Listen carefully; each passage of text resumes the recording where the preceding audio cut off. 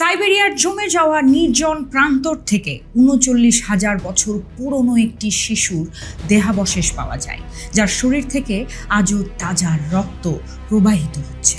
ইউরোপের পাহাড়ে পাওয়া ৫,০০০ বছরের পুরনো এক বরফে ঢাকা পর্যটক, যার মুখে মৃত্যুর ভয় আজও স্পষ্টভাবে দৃশ্যমান। আর আর্কটিকের ভয়াল বরফে তলিয়ে যাওয়া সেই ঐতিহাসিক জাহাজগুলো, যা খুঁজে বের করতে কাজে এসেছিল শতাব্দী প্রাচীন কিছু লোকগাথা। আমরা যেটিকে কেবল জমে থাকা সাদা বরফ মনে করি, তা মূলত বিশ্বের সবচেয়ে বড় এবং রহস্যময় কোল্ড স্টোরেজ। যখন এই গ্লেশিয়ারগুলো গলতে শুরু করে, তখন কেবল পানি বের হয় না, বরং তাদের ভেতর থেকে বেরিয়ে আসে কোটি কোটি ডলারের সম্পদ, শত শত বছরের পুরনো মৃত্যুর গল্প এবং এমন সব রহস্য যা ইতিহাসকে সম্পূর্ণভাবে নাড়িয়ে দেয়। হ্যালো এভরিওয়ান, আমি পিঙ্কি ছেত্রী। ওয়েলকাম করছি অন বোর্ড উইথ ছেত্রীর আরেকটি নতুন এপিসোডে। চলুন তাহলে দেরি না করে শুরু করা যাক।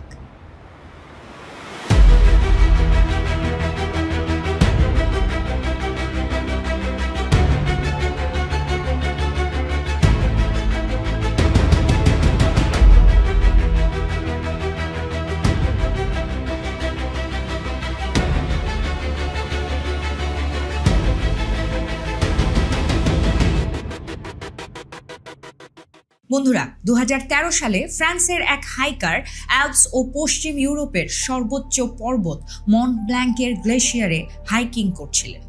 হঠাৎ বরফে আটকে থাকা একটি লোহার কৌটোর দিকে তার নজর যায়। প্রথমে যখন এটি তার চোখে পড়ে, তখন সে অবাক হয়ে যান, কারণ সেই কৌটোর গায়ে লেখা ছিল মেড ইন ইন্ডিয়া।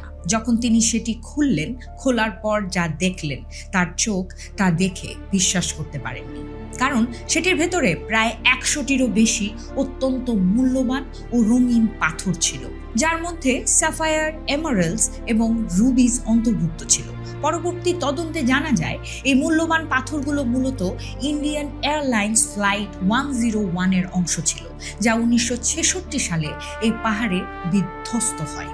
অনেক চেষ্টা সত্ত্বেও এর আসল মালিকের সন্ধান না পাওয়ায় আইন অনুযায়ী সিদ্ধান্ত নেওয়া হয় যে প্রায় $৩,৪০,০০০ মূল্যের এই মূল্যবান পাথরগুলো আবিষ্কারক ও স্থানীয় কর্তৃপক্ষের মধ্যে সমানভাবে ভাগ করে দেয়া হবে। বন্ধুরা, এভাবেই পর্বত আরোহী সেই ব্যক্তি পেয়ে যান প্রায় $১,৬৯,০০০।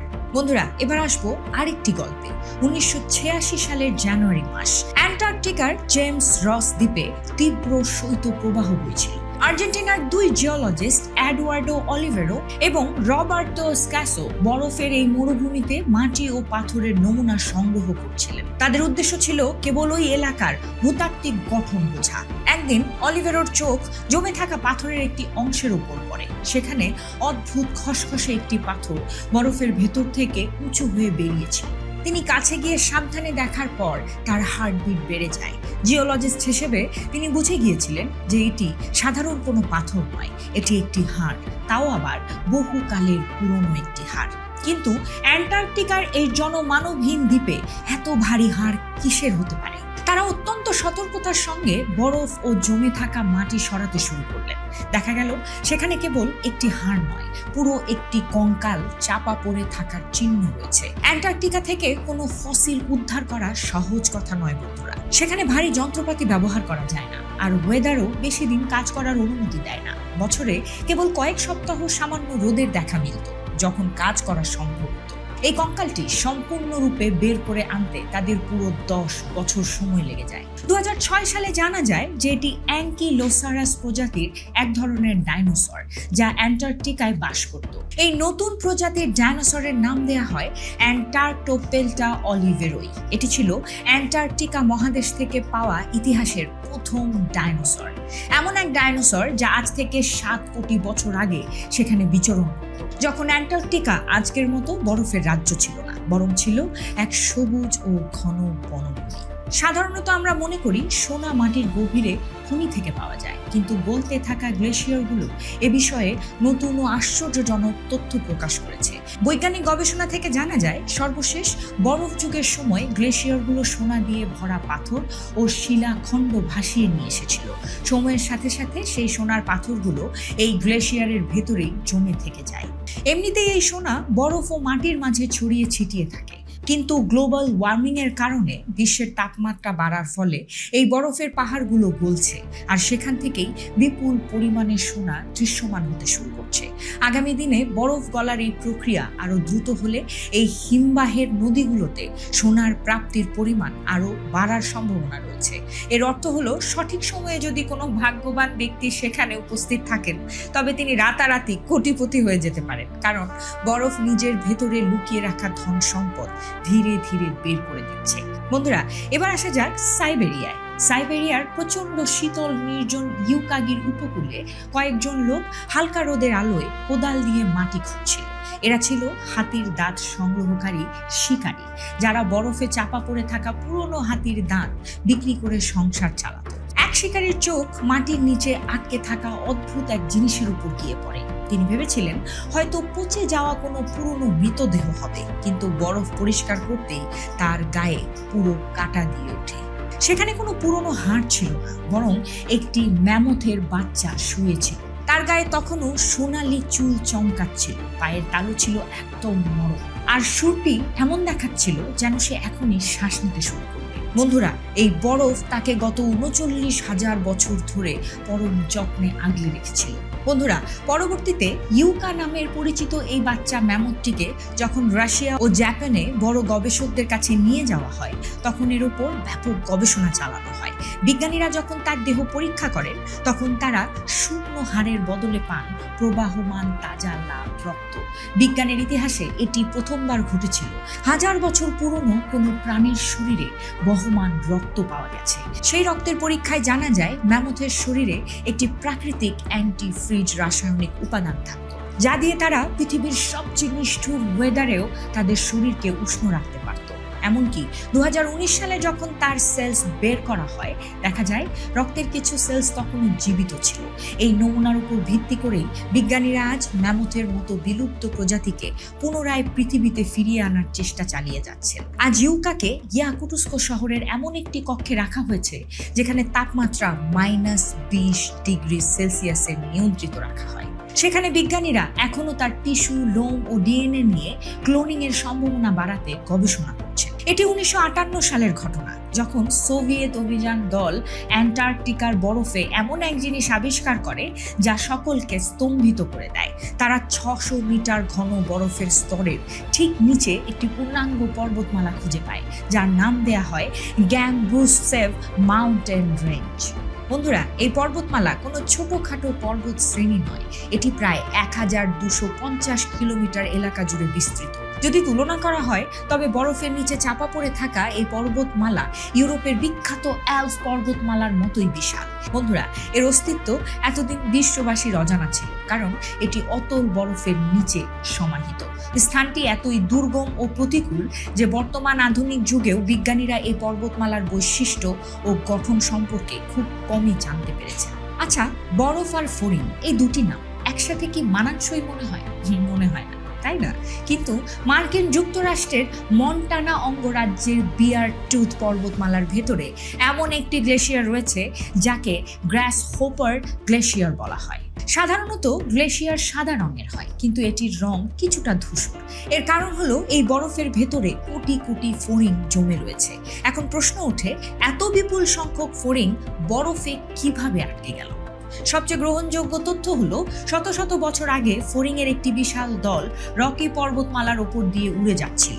হঠাৎ এক ভয়াবহ তুষার ঝড় তাদের ঘিরে ফেলে। বরফ সেই কোটি কোটি ফড়িং এর পালককে সেখানে জমিয়ে দেয় এবং সময়ের সাথে সাথে তারা এই গ্লেশিয়ারের অংশ হয়ে যায়। ১৯০০ সালের প্রথম দিকে যখন জিওলজিস্ট জে.পি. কিম্বল এটি আবিষ্কার করেন, তখন তিনি কিছু নমুনা আমেরিকান অ্যান্টোমোলজি ডিপার্টমেন্টে পাঠান। এরপর ১৯১৪ সালে এক বিস্ময়কর তথ্য সামনে আসে। বন্ধুরা, এই ফড়িং মূলত রকি মাউন্টেন লোকাস্ট, যা কয়েক শতাব্দী আগেই পৃথিবী থেকে বিলুপ্ত হয়ে গেছে। পশ্চিম আমেরিকায় কৃষকরা জমিতে চাষ দিয়ে এদের ডিম ধ্বংস করে ফেলার কারণে প্রজাতিটি বিলুপ্ত হয়। বন্ধুরা, এই ফড়িং তখন তাদের আবাস পরিবর্তনের সময় তুষার ঝড়ের মুখে পড়ে এবং তাদের পুরো প্রজাতিটি সেখানেই বরফে আবৃত হয়ে যায়। বন্ধুরা, এবার আসা যাক কানাডায়। কানাডার ইউকন টেরিটরি সোনা জমা করার জন্য বিশ্বজুড়ে সুপরিচিত। 2022 সালের জুনের এক বৃষ্টি স্নাত দুপুরে ট্রাভিস নামের এক শ্রমিক সোনা খোঁজার জন্য মাটি খুঁজছিলেন। যেহেতু এলাকাটি পার্মাফ্রস্ট অর্থাৎ চির হিমায়িত মাটির অঞ্চল, তাই তাকে শক্ত বরফাবৃত মাটির দেয়াল কাটতে হচ্ছিল। খননকালে তিনি মাটিতে কালো রঙের চকচকে একটি বস্তু দেখতে পান, যার ছোট ছোট পা ছিল। প্রথমে তিনি ভেবেছিলেন হয়তো কোনো মহিষের বাচ্চা, কিন্তু ভালো করে লক্ষ্য করতেই দেখেন প্রাণীটির একটি সুরও রয়েছে। তখন তিনি দ্রুত তার সুপারভাইজারকে ডেকে পাঠান এবং কাজ বন্ধ করে দেয়া হয়। সেখানকার প্যালিওন্টোলজিস্ট ডক্টর গ্র্যান্ট জাজুলা তার 2 বিশেষজ্ঞ প্রতিনিধি পাঠান, যারা ঝড় আসার মাত্র 1 ঘন্টা আগে প্রাণীটির অবশিষ্টাংশ উদ্ধার করতে সমর্থ হন। বন্ধুরা, এটি ছিল একটি ফিমেল ওলি ম্যামথ। প্রায় 30,000 বছর আগে এটি যখন মাত্র 1 মাসের শিশু ছিল, তখন কাদায় আটকে মারা যায়। ইউকনের বরফ ও মাটি এর শরীর, চামড়া, লোম এবং এমনকি ডিএনএ এত নিখুঁতভাবে সংরক্ষণ করেছিল, এটি উত্তর আমেরিকায় প্রাপ্ত প্রথম এবং বিশ্বের দ্বিতীয় বেবি ম্যামথ হিসেবে স্বীকৃতি পায়। বিজ্ঞানের ইতিহাসে এই আবিষ্কার অত্যন্ত তাৎপর্যপূর্ণ। সাল 1942, 15 জুলাই, দ্বিতীয় বিশ্বযুদ্ধ চলাকালীন P-38 লাইটনিং ফাইটার প্লেন এবং B-17 বোমারু বিমানের একটি বহর গ্রিনল্যান্ডের ওপর দিয়ে অতিক্রম করছিল। হঠাৎ তারা এক তীব্র তুষার ঝড়ের মুখে পড়ে। সামনে এগোনো অসম্ভব হয়ে পড়লে তারা গ্রিনল্যান্ডের পাহাড় ও গ্লেশিয়ারের ওপর ইমার্জেন্সি ল্যান্ড করে। সৌভাগ্যবশত 9 দিন পর সমস্ত সদস্যদের উদ্ধার করা সম্ভব হলেও বিমানগুলো বরফেই আটকে থাকে। সময়ের সাথে সাথে বিমানগুলো বরফের স্তরের নিচে চাপা পড়ে যায়, যার পুরুত্ব ছিল প্রায় 75 থেকে 90 মিটার। 50 বছর পর 1992 সালে কিছু লোক সিদ্ধান্ত নেয় যে তারা বরফ থেকে এই বিমানগুলোর একটিকে বের করে আনবে। এটি ছিল অত্যন্ত কঠিন ও ব্যয়বহুল এক উদ্যোগ, যার পেছনে 11 বছর সময় এবং লক্ষ লক্ষ ডলার ব্যয় হয়। তারা বরফ গলাতে গরম পানি ও হিটিং প্লেট ব্যবহার করে এবং বিমানে পৌঁছাতে বরফের ভেতরে গভীর সুড়ঙ্গ তৈরি করে। এরপর বিমানটিকে ছোট ছোট অংশে খুলে উপরে আনা হয়। আশ্চর্যজনকভাবে ভেতরের যন্ত্রাংশ পুরোপুরি ভালো অবস্থায় ছিল। শুধুমাত্র বরফের চাপে ছাদটি ক্ষতিগ্রস্ত হয়েছিল। আরো বিপুল পরিমাণ অর্থ ব্যয়ের পর গ্লেশিয়ার গার্ল নামের এই বিমানটিকে আবার সচল করা হয় এবং 2002 সালে এটি পুনরায় আকাশে উড়াল দেয়। 2007 সালে বিমানটি তার 1942 সালের অসমাপ্ত যাত্রা পূর্ণ করার চেষ্টা করলেও ইঞ্জিনের সাময়িক ত্রুটির কারণে মাঝপথেই যাত্রা স্থগিত করতে হয়। আচ্ছা, মমির কথা ভাবতেই আমাদের চোখে ভাসে মিশরের ফারাওদের গল্প, তাই না? কিন্তু 1991 সালে ইউরোপের অ্যালপস পর্বতে এমন একটি মমি পাওয়া যায় যা সবাইকে তাক লাগিয়ে দেয়। 2 জার্মান পর্যটক অস্ট্রিয়া ও ইতালির সীমান্তে হাইকিং করছিলেন। তখন তারা বরফে চাপা পড়া একটি মানুষের মৃতদেহ দেখতে পান। মৃতদেহটি উদ্ধারের পর ইন্সব্রুক ইউনিভার্সিটিতে সূক্ষ্মভাবে পরীক্ষা করার পর জানা যায় যে এটি সাধারণ কোনো মরদেহ নয়, বরং এটি ইউরোপের প্রাচীনতম মমি। এই মমির নাম দেওয়া হয় ওরজি, যা প্রায় 5000 বছরের পুরনো। আধুনিক গবেষণায় বেরিয়ে আসে ওরজির পূর্বপুরুষরা মূলত আনাতোলিয়ায় বর্তমান তুরস্ক অঞ্চলের কৃষক ছিলেন। মমির ডিএনএ পরীক্ষায় জানা যায় তার মধ্যে পুরুষ সুলভ টাক পড়ার জিন বিদ্যমান ছিল। এই ব্যক্তি ল্যাকটোজ ইনটলারেন্ট ছিলেন এবং লাইম ডিজিজ ও গিটে ব্যথার মতো একাধিক রোগে ভুগেছিলেন, যা থেকে বোঝা যায় তার জীবন বেশ কষ্টকর ছিল। মমিটি ঠিক সেই অবস্থায় উদ্ধার করা হয়েছিল যেভাবে মৃত্যুর সময় সে অবস্থান করছিল। মৃত্যুর মুহূর্তে তার পাশে একটি ধনুক তীর, একটি ছুরি এবং একটি থলে ছিল। আজ এই মমিটি ইতালির একটি জাদুঘরে সংরক্ষিত রয়েছে বন্ধুরা, যেখানে বিশ্বজুড়ে বহু মানুষ 5000 বছরের পুরনো এই বরফ পথিককে দেখতে আসেন। বন্ধুরা, এবার আসা যাক আমাদের আজকের এপিসোডের শেষ গল্পে। 1845 সালে স্যার জন ফ্র্যাঙ্কলিন নামের এক বিখ্যাত ব্রিটিশ অভিযাত্রী 2টি বড় ও মজবুত জাহাজ HMS এয়ারবাস এবং HMS টেরর নিয়ে এক ঐতিহাসিক অভিযানের সূচনা করেন। তার উদ্দেশ্য ছিল নর্থ ওয়েস্ট প্যাসেজ আবিষ্কার করা। মূলত সেই যুগে পানামা খাল নির্মিত হয়নি। কোনো জাহাজকে আটলান্টিক মহাসাগর থেকে প্রশান্ত মহাসাগরে যেতে হলে পুরো দক্ষিণ আমেরিকা ঘুরে দীর্ঘ অত্যন্ত বিপজ্জনক পথ পাড়ি দিতে হতো। বরফের মধ্য দিয়ে নর্থ ওয়েস্ট প্যাসেজ ছিল এমন এক সংক্ষিপ্ত পথ যা মাসের পর মাসের সফরকে সপ্তাহে নামিয়ে আনত। কিন্তু কেউ জানতো না যে এই শর্টকাটটি মূলত মৃত্যুর ফাঁদ হতে চলেছে। আর্কটিকের জমে যাওয়া বরফ স্যার জন ফ্র্যাঙ্কলিনের দুটি জাহাজকে চতুর্দিক থেকে ঘিরে ফেলে। তীব্র শীতে রোগ ব্যাধি ছড়িয়ে পড়ে এবং পানীয় ও খাদ্য সামগ্রীও শেষ হয়ে যায়। সেই অভিযানে থাকা একটি মানুষও জীবিত ফিরতে পারেনি বন্ধুরা। সবাই বরফের বুকে ধুকে ধুকে প্রাণ হারায়। বহু বছর পর স্যার জন ফ্র্যাঙ্কলিন এবং তার 129 জন সঙ্গীর কোনো খোঁজ না পেয়ে ব্রিটিশ সরকার 1850 সালে তাদের সন্ধানে HMS ইনভেস্টিগেটর নামের আরেকটি জাহাজ পাঠায়। কিন্তু বন্ধুরা, দুর্ভাগ্য যেন এই জাহাজের জন্য অপেক্ষা করছিল।